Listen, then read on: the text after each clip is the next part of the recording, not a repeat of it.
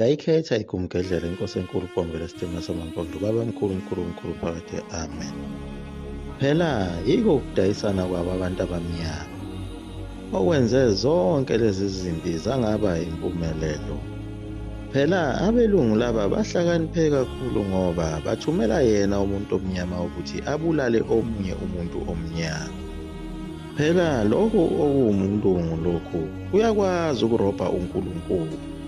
Futhi umlungu wazi kahle ukuthi abantu abamnyama banamandla kakhulu nokuxhumana naye uNkulunkulu. Futhi uNkulunkulu uyabathanda kakhulu abantu abamnyama. Umlungu usazi kahle ukuthi Jesu angasithola kuNkulunkulu uma ebulala umuntu omnyama. Iqhinga asebenza ngalo yilo ukuthi abaqhathe bodwa belwe bodwa bebulalane bodwa, bephinde bezitholele bona iziqalekiso bodwa. Njengayo impi yamakhanda lena, kancane kakhulu abelungu abafa kule mpi, njengoba babebalelwa kuye u-36. Kodwa abafa kakhulu kulo uhlangothi lwabo abelungu yizo phela izimpelisi lezi ekuthiwa iNatal Native Contingent. Amakholwa phela asezimishini lawa aceliwe ukuthi azolekelela empini iwona afike abhubha kulimpi ngoba phela amangisi ayephusha wona phambili. Bese ezihlabela-ke umfokabhambatha ngaso isibhamu benaye umfokachakijana. Amangisi lawa kwakuthukela nje eshaya ngaleso sikhathi, kodwa umsebenzi wawo kwakuyiko phela ukuthi begade wona amaduku esandlwana lawo ukuthi umsebenzi bawenza ngendlela. Kodwa inkosi uMatshana kaMondisi Sithole eyayibalekile ezweni lawo laseQhudeni balekele bona abelungu. Yabona ithuba eliyinqa izivele njengoba kukhona lempi yamakhanda. Yavuka lapho yayicashe khona yalekelela wona abelungu ukuze phela ithole wona ushwele njengoba yayifuneka ngamacala ayo eyayiwenzile. Nawo amakhosi amaningi ayengamabamba iwona impela lawa ayejwayele ukuthi asebenzisane nawo phela amangisi enzela ukuthi agcotshwe bese ethola izitifiketi. Amanye ayegade yona inkosi yesizwe ukuthi ithatha liphi uhlangothi. Uma kuyathatha uhlangothi likaBhambatha, lona ocuthele ubukhosi wayijabula efe, ebese gijima eba yimbuka yompimpa ebalungwini ukuthi inkosi lena ngumfowethu ihambisana noBhambatha, bese-ke bemkomelisa ngokuthi kubekwe yena ebe yinkosi, ubulawe umfowabo.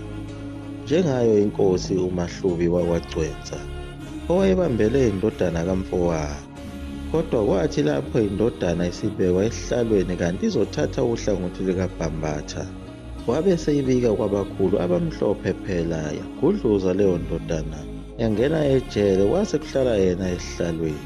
Ilapho aphinde wazuza khona elinye izwe lakwanyuso. Kanti nayo inkosi uSilwane kaGabangaye Mchunu yayimbuka, uNongenjeni Zuma wayeyimbuka, inkosi uNjengabantu Ngubane yayimbuka, inkosi uFunizwe Zondi yayimbuka eyayisihlobo sakhe uBhambatha, kanye nayo inkosi uMagwababa Zondi nayo yayimbuka, nayo lena eyayivele ubaba wakhe omncane uBhambatha.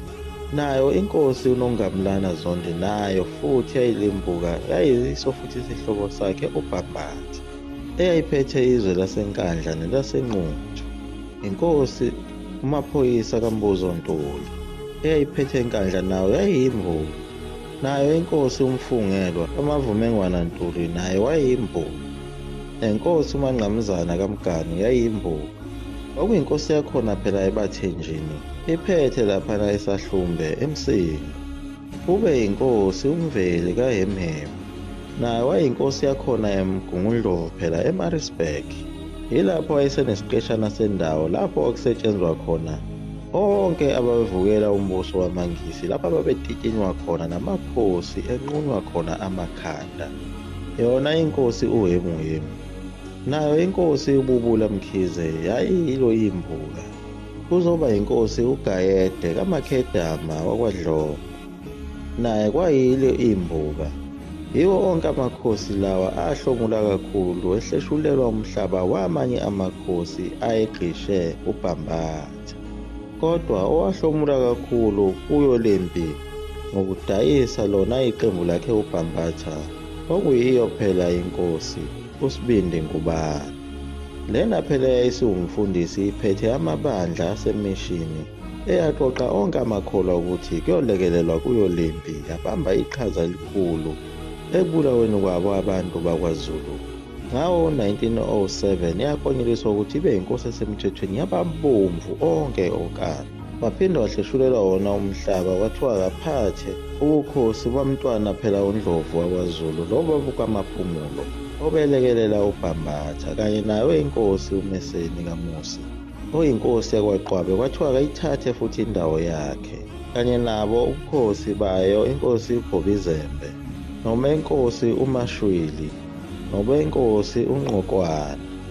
Kwathiwa dlana mfo kaSibindi, dlana mfo kaNgubane. Kodwa inkosi uSilwane kaGabangaye kaPhakade Mchunu uthiwa yayingelona idube eswandlane, yayizenza sengathi iyidube kanti yayishaya umshoshaphansi isebenzela yena inkosi uDinizulu. Yayiqoqa lonke ulwazi bese ithumela izinhloli ukuthi zihambe ziyobikela uDinizulu. Yayibusa khona eMtshezi, eMshwathi naseMsini. Kodwa inkosi uMfungelo kaMavumengwana wakwaNtuli wayeyiphoyisa phela kanye naye uSibindi yibo phela laba babezingela amabutho ehlathini. AmaNgisi amthanda kakhulu uSibindi ngoba wayeseyinkosi yamabomvu onkana. Emdephulela phela izindawo zawo amakhosi lawa akade elwa empini yamakhanda, njengoba nayo indawo yenkosi uMashwili kaMgoya kaDingiswayo wabathethwa bayithatha leyo ndawo bayinika yena futhi uSibindi. Yilapho phela amaNgisi enza khona esikhulu isihluku ukuthi agcine ebulale nawo amadodana akhe uMashwili kaMgoya.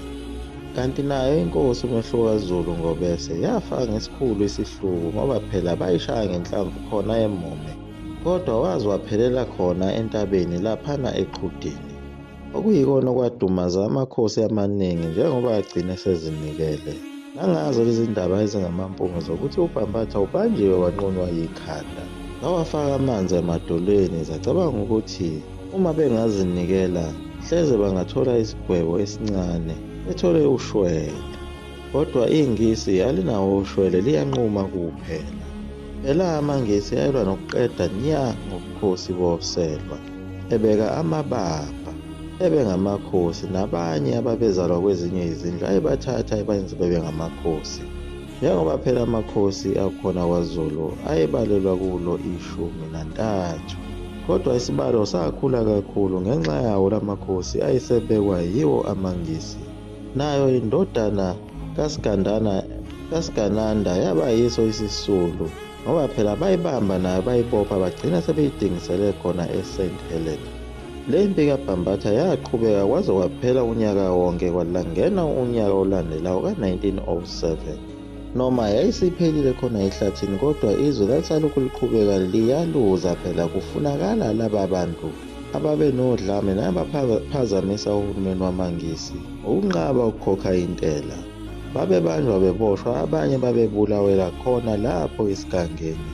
Njengoba onke lamakhosi ekade ngiwabala abamba elikhulu iqhaza ukuthi kuphoqwe abantu ukuthi begcine beyikhokhile lentela. Uma beke bathola ukuthi kuneqembu elithile esigodini esithile elinqabayo ukukhokha lentela, ilona elalisheshe libikele abamhlophe. Kungenzeka ukuthi yenye yezinto edala izinkinga zobukhosi ukuthi amanye amakhosi awubutholanga kahle lobo bukhosi, ingakho kuze kube yinamhlanje kusanale nkinga yakho ukubulalana ebukhosini obunganaso isixazululo. Ngenxa yawo le mikhokha yobabamkhulu bala makhosi abadayisa ngabantu abaningi bakwaZulu abagcine bebulawe ngaso isihluku, abanye batitinywa ngesihluku esinamandla, kwanqunywa umakhosi agwetshwa yintaba. Kwase kubusa amakhosi engewona awoselwa.